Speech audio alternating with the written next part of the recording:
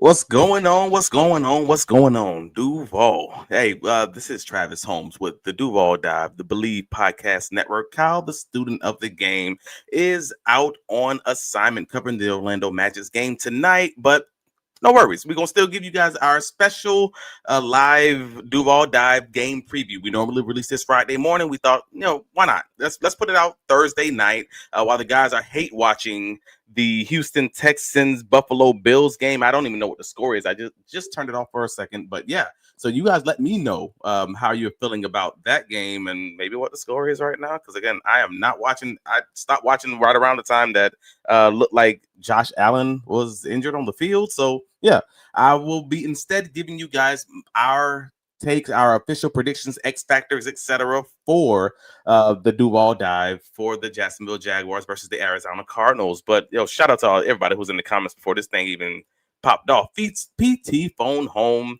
Preston, nice to see you, brother. Robert Lamson, thank you for hopping into the comments. Yeah, the Duval Dive. Yeah, there we go. Carlos Duval, time for the Jazz to take it up a notch. Let's go. Uh, but yeah, I wanted to get this thing started off early on just by giving you guys a quick update as far as where the Jaguars are with the playoff picture and everything else. That's the main reason that folks are looking at this Bills versus Texans matchup on Thursday Night Football. So, from NFL.com, the Jaguars have a 64% chance of making the playoffs right now. If they win this week, that rises up to 74% chance of making the playoffs. If they lose, it drops to 51%. And the odds of them getting that number one seed in the AFC with the Patriots and the Broncos both being at 9-2 right now is at around 3%. But hey, man, that just means there's a small chance, but there's a chance nevertheless. So that's not the big thing. Again, we talked about this on Wednesday's Duval Dive with Jaguars United, and myself and Kyle kind of broke that down, what that would look like. And I think it was a reasonably strong chance for the Jaguars making the playoffs at this current moment in time. The only question is whether or not they're going to be able to catch up to the Indianapolis Colts and win in this AFC South. But we'll get into the specifics of that. I wanted to give you guys a quick update on where the Jaguars, are within the injury situation, because it looked like it looks like a mash war. Like if you're looking on the Duval Dive YouTube, you see this thing looks like a freaking novel. If you're listening on the audio version, we're looking at around 16 guys being listed for the Jaguars on the injury report, and another 12 to 14 listed on the Arizona Cardinals. I'll give you the gist of it. I mean, for Jacksonville, the injury reports, it again 16 guys, but it's still slightly compared to the Chargers week last week. It's actually a little bit improved. Like it's looking like good news for the return of Brian Thomas Jr. Fingers crossed. Greg Newsome, Anton Harrison, they're all practicing as far as that's concerned. Potentially Brenton Strange and Hunter Long. Again, fingers crossed on whether it's not Strange is going to be activated this week with this 21-day window, being open for about 10 days so far. But on the negative side of things, you got cornerback Jordan Lewis, where his return is still up in the air with his neck issue. We'll see what that Friday report kind of looks like. And the defensive end, Travon Walker, he has a knee issue, with Jarian Jones also having a quad issue.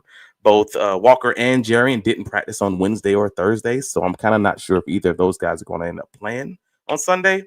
And I know he just got back, Travon Walker, with the cast and everything else, but you're really just hoping, unless something crazy happens, that maybe it's going to be a lot more snaps for Danny Strigo, BJ Green.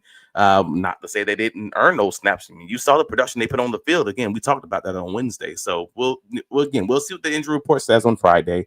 But Travis Etienne, Dennis Gardeck, and Jordan Lewis all practice on a limited manner on Thursday with the non-contact pennies. And I personally assume Etienne and Gardeck are likely going to play. Again, that's just that question mark about whether Jordan Lewis is going to play, because he was limited in practice multiple days last week and ended up not playing.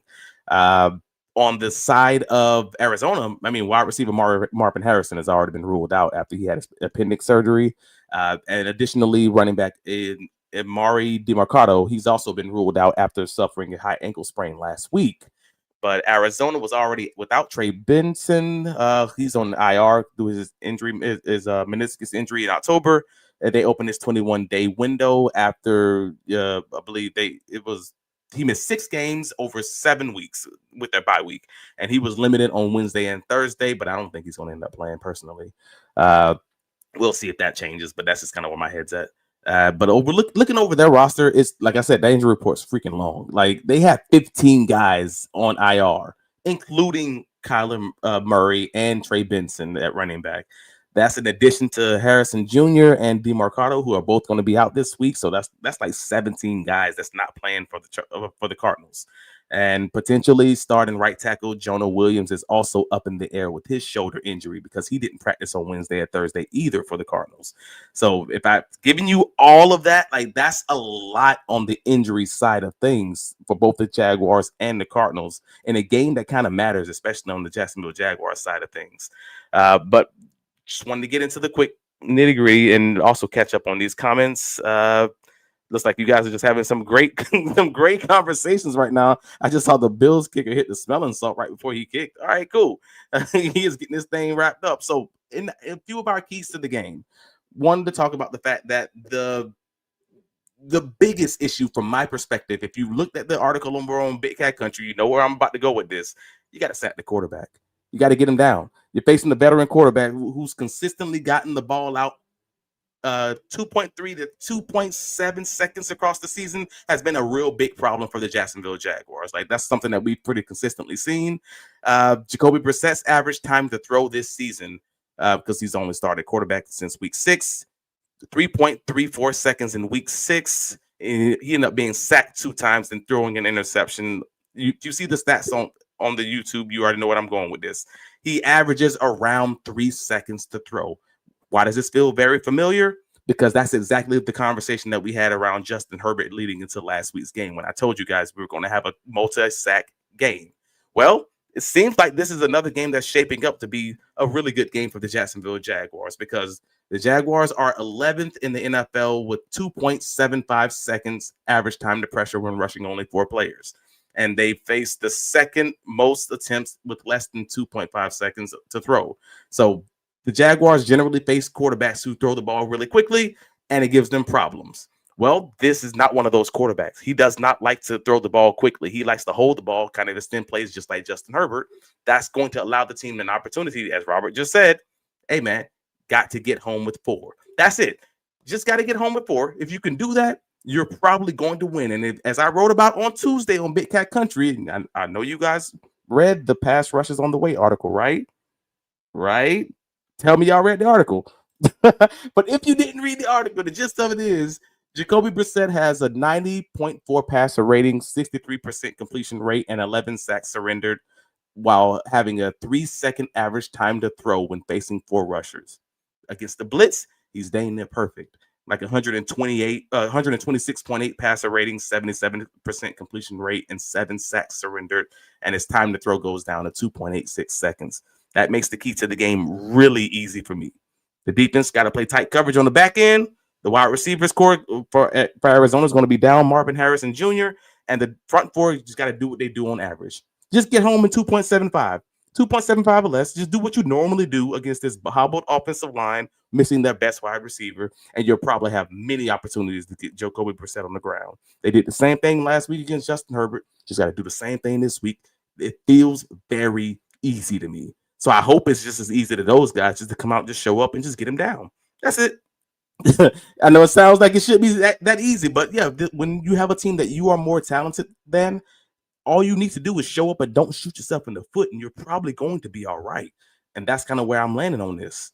But my second key to the game this week was surrounding a really touchy subject, and I know it is. I'm just calling this what it is. You got to get you got to get a new leader in town. You got to get a new mayor.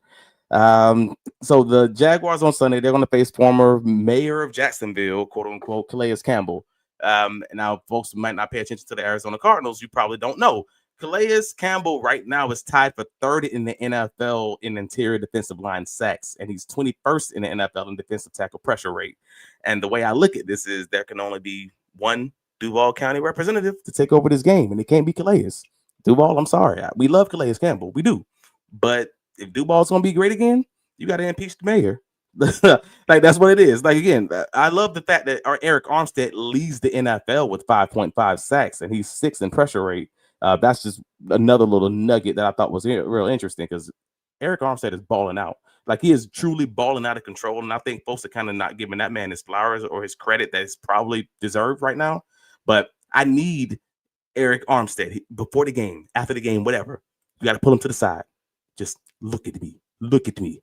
I am the mayor now. Like, I need that kind of energy right now, because all jokes aside, the combination of Josh Sweat with 9 sacks and Calais Campbell with his 5 sacks matched up on that left side of the defensive line, while you got Anton Harrison, who's kind of hobbled right now. Like, and you got Patrick McCarry, who's also hobbled right now on the injury report with his knee issue for much of the year.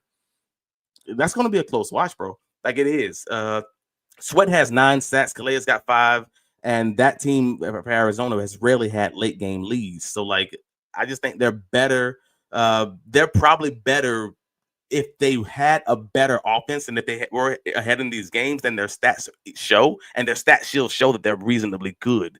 If that makes sense, as a front 7 that's rushing the quarterback. So I think the Jaguars could have some troubles if they allow Arizona to stay in the game, or if they allow them to have, God forbid, a lead. So from that perspective, I think the Jaguars also kind of need to get on top of these boys and make sure that they don't lead them in the game. They don't give them breath, if that makes sense. Eric, Timmy Devil says, Eric, I don't practice in the offseason, Armstead. Oh, gosh. All right. Timmy Devil, what's your opinion of Mason Smith as of right now? I mean, I think he's a reasonably fine, option as far as your defensive tackle that's going to give you a little bit of pressure on the inside. He's not been able to kind of close the gap on getting those sacks, but he's generally giving you reasonably good pressure. Maybe he can be your defensive tackle of the future if you can develop him a little bit more to do what Eric Armstead is doing. Because what you think of Eric Armstead is generally that he's dominant in the pass rush scenarios, but not as strong in the run stopping, which sounds very much like you're talking about Mason Smith, honestly. The similarities are a little bit there. Except obviously, Eric's just been around the league for a lot longer. He's stronger.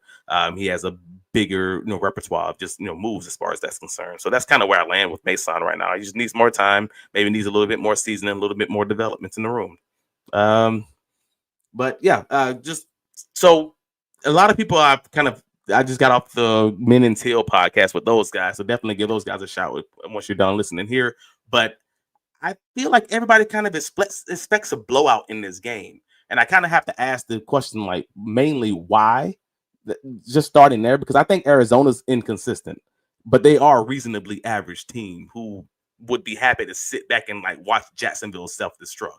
Like that team has a boatload of close games, like that they've either lost or won, while also beating the Cowboys and then being blown out in the last 2 weeks by division rivals. So I think the Jaguars absolutely need to come out of the gate with points, just starting there.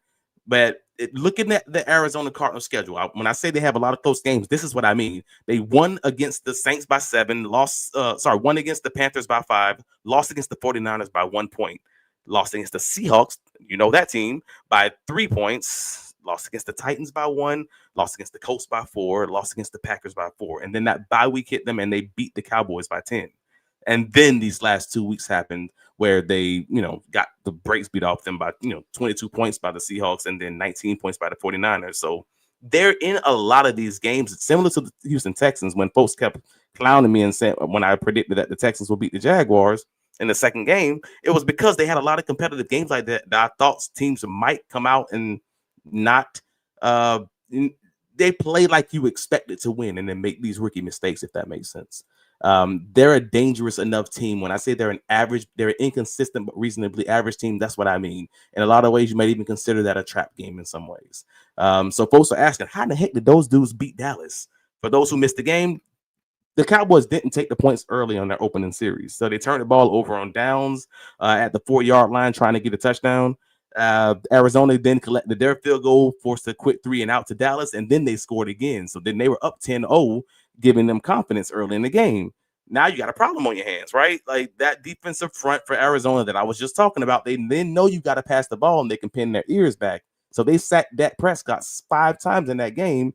And then they forced Dallas to kind of lean away from their run game, despite their run game actually working. They were averaging like just under 6 yards a game, 6 yards per rush.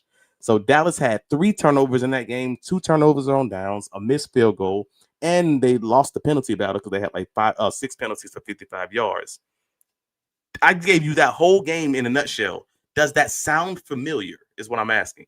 Like that sounds like any of the Jacksonville Jaguars games where they just didn't play perfect earlier in the season. So this is a game where the Jaguars got to protect the ball. They got to, run the ball, but that shouldn't need to be said. But it's the same opponent we always talk about. It's the Jaguars versus the Jaguars. It ain't the Jaguars versus the Cardinals. The Jaguars show up and play clean. They take the points on the road. They don't have the penalties and the turnovers, no head-scratching decisions by Lawrence. They don't press or allow Arizona to get their early confidence or an early lead like Dallas did.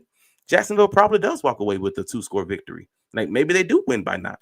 But if they leave the door open, Arizona can be dangerous. Now, I'm not going to pretend that that's not the case. And if you truly are someone who believes that, then I think you're crazy, frankly. But I mean, Liam Cohen kind of said it himself. Like he needs that consistency. It's like when we prepare the way we did and got ourselves in the mindset mentality to go play that way, and performed obviously, cleaner, right? It was obviously, the physicality and all that I really appreciated and we want every week, but it was just cleaner in a lot of ways and all 3 phases. And so that is the standard, and we all kind of owe it to each other in that room to uphold that standard moving forward in terms of the way that we go about our business, prepare, and ultimately play. So that's the thing about coaching and playing in the National Football League with long seasons. It's the teams that can maintain that sustained success and consistency throughout a number of weeks and give yourself a chance.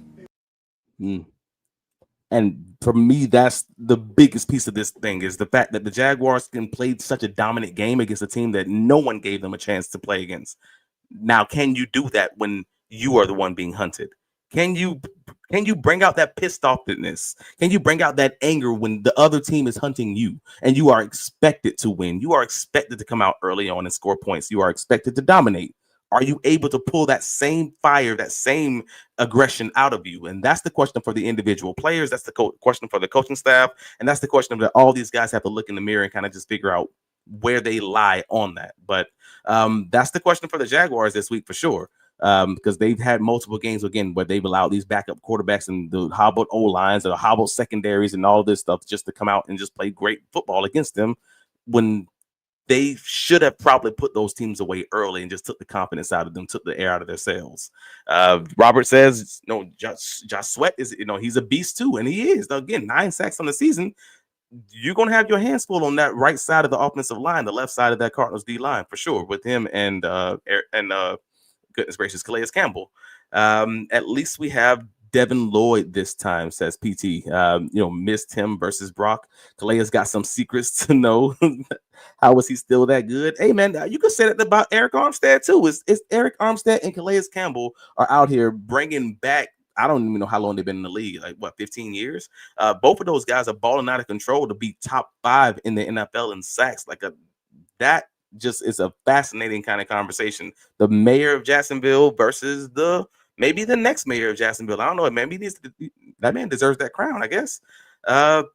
Yeah, and PT says Mason should be in his element this week since the Arizona Cardinals don't run much. They don't. They don't have the offensive line to do it, and they definitely don't have the running back core. I mean, they've now down to their 3rd, 4th running back after losing James Conner early in the season. Benson's still on IR. Maybe they're losing DeMarcado this week for his high ankle sprain. I mean, yeah, overall, you're down to Bam Knight and Michael Carter. So they are kind of limited from across that roster at the running back spot and also the pass blockers in front of those guys. Robert says he doesn't expect the blowout. He's thinking in the 24-10 range. I assume he means the Jaguars are winning that one. And Timmy Devil says a blowout. No way we blow them out. Don't think we will be able to run on the mayor and Walter Nolan unless we go outside zone again. Well, that's the fortunate part of this Jacksonville Jaguars team is they can run inside zone, they can run outside zone, they can run those power toss cutbacks, whatever you want to call it. They can run man gap, they can run zone. It doesn't make a difference. They are flexible because of Liam Cohen's expertise in being just that. So you got options. So overall, whatever's going to work, I'm sure they're fine being flexible and figuring that out, but they're only going to have a limited amount of snaps to kind of figure that out.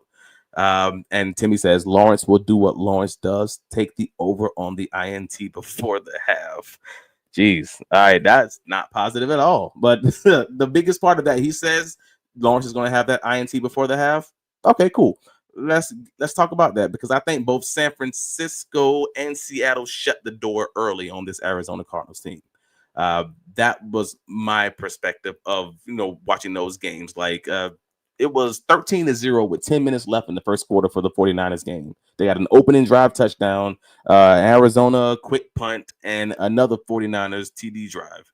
For Seattle, it was 21-0 at the end of the first quarter, courtesy of a Seahawks opening drive touchdown, followed by a forced sack fumble for a touchdown on Arizona's opening drive. So overall, you're looking at a team that generally seems to like go right hand in hand with what the Jaguars do very well. Jaguars this season have the most points off takeaways, scored off takeaways at 68 points this season. That's basically averaging 7 points per game or a touchdown a game in a touchdown per game in points off turnovers while facing a team that doesn't really turn the ball over as much, but they did most recently. They're facing this team that doesn't throw interceptions frequently, the Cardinals, which is weird about a team because they just two picks last week. But before last week, Brissett kind of protected the ball really well. They're 20th in the league with 6 interceptions. But where they do struggle is fumbles. They are 4th in the league with 7 fumbles lost in 10 games. So that for me screams that this is a punch the ball out week for Anthony Campanella's defense. That's Foyer. That's the cornerbacks. That's the linebackers. I need you guys in there on the second guys in punching the ball out, trying to strip the ball out because this is a team that will absolutely give it up to you. So while everybody's kind of focused on the interceptions because that's what Jacksonville does well, what the Arizona Cardinals do not do well is hold on to the ball and protect the ball in the run game or from the quarterback position. So it's a team sport, but Jacksonville's got to show us something that they haven't shown us much of in 2025, and that's starting hot. They got to put some distance between them and the Cardinals early. Now, whether that's using special teams like we just saw a few weeks ago, or whether that's using defensive turnovers or just 2 quick offensive drives, paired with punts for Arizona, they got to find a way to score some points early or they allow these guys to stay in these games. And that's the biggest piece for me anyways, because folks may not know, but entering week 12, Jacksonville is currently 19th in the NFL with first quarter points. They average 4 points per quarter. They're also tied at 14th with Arizona in second quarter points at 7.1. So overall, the Jaguars are at 17th in the league with first half points scored at 11.1. That ain't gonna do it. That ain't gonna do it against most NFL teams. Just being real about that. But remember when Liam Cohen was hired, he was hired. That was one of his hallmarks that everybody raved about. Like his ability to get Tampa Bay Buccaneers offense started early. They were 4th in the league with 14.6 first half points, and Jacksonville just hasn't really gotten off to that to date. They did score 20 points in the first half against the Texans, though, and they scored 14 against the Chargers. So they've slightly improved to 12th in the league, I guess, when you're just looking at the past 3 games. But it's kind of a new standard moving forward, especially this week. If we expect a victory for the Jaguars, Trevor, the defense, and everybody else kind of got to get started early. Otherwise, you're raising the difficulty level from like rookie to all Madden. So that's kind of where that lands. Like the Jaguars generally don't start quick, but they need to this week or they have problems.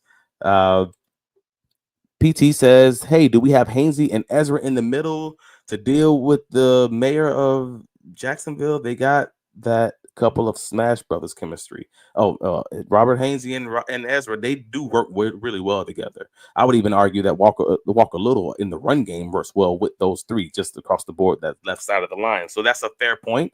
There's still some conversations or questions how they're going to work as far as the games and the stunts and everything else. Because again, Walker Little's my main guy that I got questions on how that's truly going to work against such a good, a good pass rush. Jack's Colts game at home has a good chance to be for the division lead. We got to win this Sunday. Amen. And PT again says, I'd like to see another control the clock type game because Jacoby Brissett depends on short throws and deep explosives.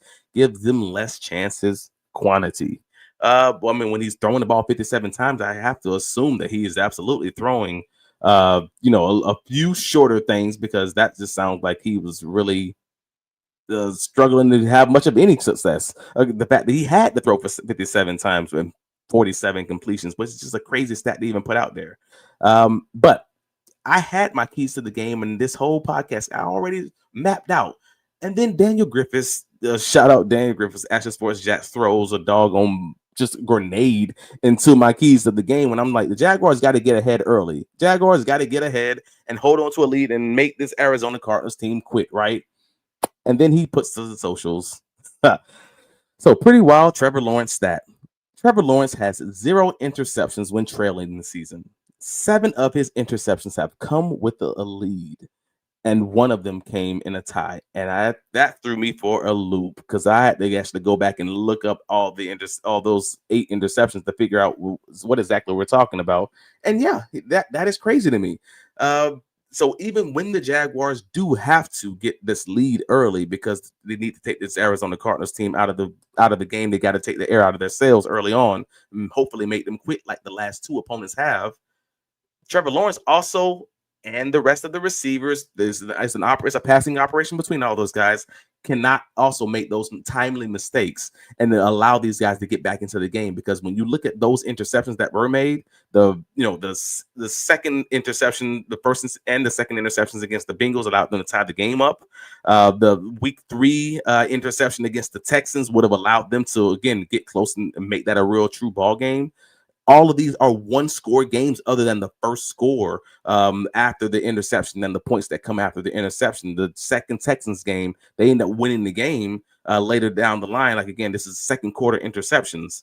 And that's my biggest issue is like, all right, these are close games that are hanging in the balance. And while the Jaguars haven't lost the game on these interceptions directly, they are interceptions that are happening in games that end up being close. And that's obviously problematic, and you don't want to have to lose a game because of the interceptions, but also you don't want these interceptions to happen in games that are hanging in the balance because you are ahead. Don't let the balls go. And all of them aren't Trevor Lawrence's fault specifically, but some of them are. The red zone, the Raiders interception when targeting De'Ami Brown is obviously a pass that can't be thrown. We talked about that ad nauseum that week. The Chargers late out route that was also late and inside to Tim Patrick. You can't have that kind of throw, especially when you have the lead that's allowing them back in the game. I actually give Trevor a pass a little bit on that Texans second game with the Stingley one-handed interception where the ball was intended to Austin Trammell, but nevertheless, that's timing wise, it's a ball that just cannot happen. And that's kind of where I land with all of that. It's like, all right, cool.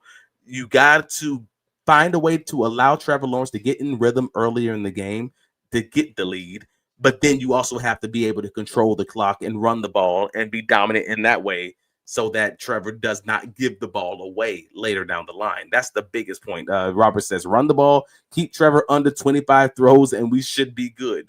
I think that's generally reasonable. I mean, that sort of feels like exactly what they did this past week, if I'm not mistaken.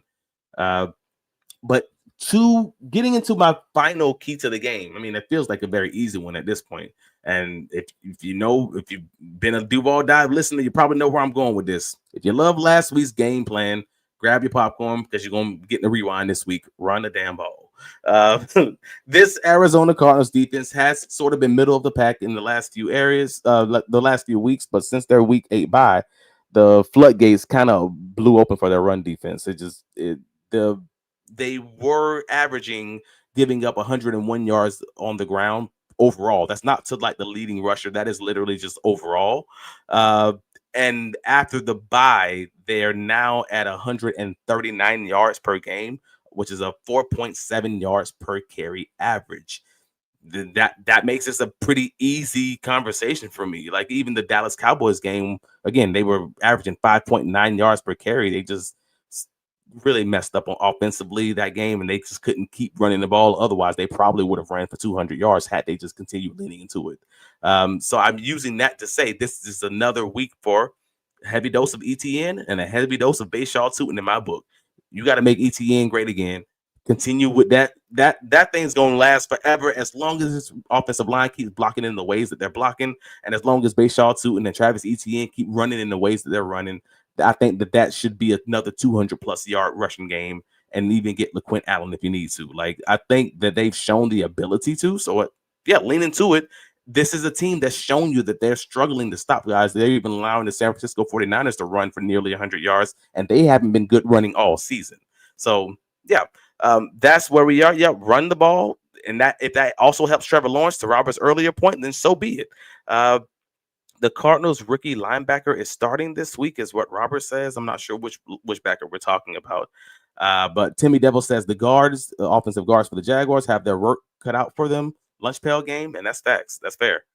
Uh, PT, I think JT had a hat trick on him. Could be mistaken though. Uh, Taylor did. You know what? I don't know if that was a 3-touchdown game. I do know that was the game that the Arizona Cardinals were ahead of the Colts with 4 minutes left in the game and ended up losing that one. And that's why I thought, like, oh no, this Cardinals team is actually like at least reasonably, like, they're scrappy. They're a scrappy bunch. I guess that's the best way I can say it. And I thought they would be able to play a lot of teams close, and they have been so far. So I think overall, when folks are like, "Hey man, this should be a blowout," I'm like, I don't know about that, man. So Radius on Blue Sky, shout out Radius. I know you're sleeping in the UK. But he said, Courtner's question for the Cars preview: is this a trap game? I expect them to win away from home against a backup quarterback, which seems like our kryptonite, but it seems like a one to me that, maybe it's a trap game, but maybe I'm wilding. And I don't think you're wilding at all. I think this is probably the definition of a trap game for most other teams. I can't call it a trap game for the Jaguars, though, because the Jaguars have played enough quote unquote trap games with backup quarterbacks, Jake Browning, you got Davis Mills. You've had enough scenarios where you obviously should have won. That's not to make it a trap game. You just got to be ready for, like, it's not a trap. It's only a trap if you expect to just roll over these teams. But at this point, if you've been surprised by that many backup quarterbacks and got injured secondaries and everything else, there ain't enough traps in the world, bro. At this point, you know what it is. You got to be able to show up. This is what it comes down to. There's no such thing as traps at this point when you've beaten the team that you've beaten in the dominant ways that you've beaten some of them, and then lost the game that you've lost against the guys that you've lost it against. Traps don't exist at this point. That's where I'm landing on this, anyways. But now, before we get into our final prediction here, hey, I got to give you guys my X factor. So my X factor for the game, personally, is Trey McBride. Now, Trey McBride, whoever he's going to be matched up against, whether that's Jordan Lewis, whether it's Devin Lloyd, or any of the other Jacksonville safeties, Marvin Harrison Jr. is out this week. We already know about that. And with that, it's going to be that whole passing game kind of going just like through last week. It's going to be going through Michael Wilson Jr. Michael Wilson, he had a 15-catch, 185-yard game last week. McBride also had a 115-yard game. And they also sprinkled in Greg Dortch. He has 6 catches for 66 yards and a TD against San Francisco. So I don't think I need to remind anybody just how bad the Jaguars defense has performed against tight ends this season. Like, or do I? Because they've given up the 6th most yards to the tight end position right now.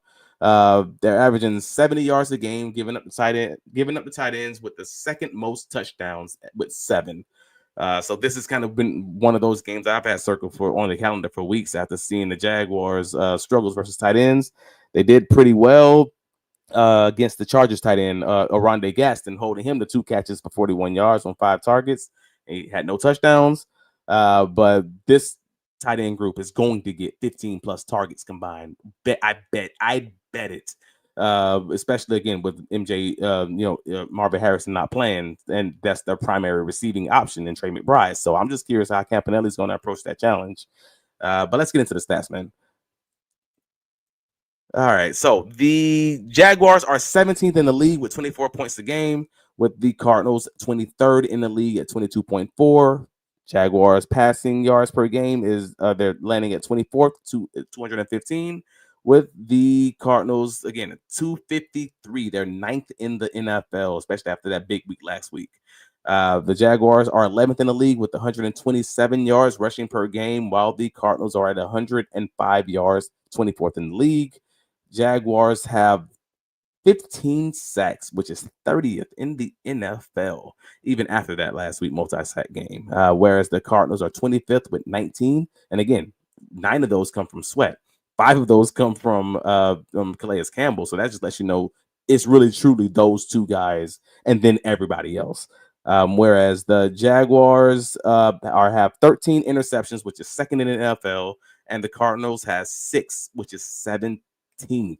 So the guys over at NFL.com, 9 of the 10 analysts predict that the Jaguars will win this one with a high score of 28 points, low winning score, I should say, of 23 points for those guys. The one analyst, Colin Wolf, who predicts that the Cardinals will win this one, says that they will win by 3. I don't know if you guys have any predictions, but if you're talking about me, I mean, I'm going Jaguars, of course. They showed up last week. I think the game plan is very similar from last week to this week for the Jacksonville Jaguars. I think run the ball early, run the ball often, use all 3 backs if you need to, use 6 tight ends, use 6 tight ends, use 6 offensive linemen and or 2 to 3 tight ends. Maybe even Brenton Strange is able to play. You have more 3 tight end sets. We'll see what that looks like. But overall, I am going with the Jacksonville Jaguars to win 27-23. That is where I land. PT puts his prediction out on the timeline. He says it's going to be a 31-17 blowout. Woo! You guys are way more confident than I am, but I like it. From your mouth to God's ears.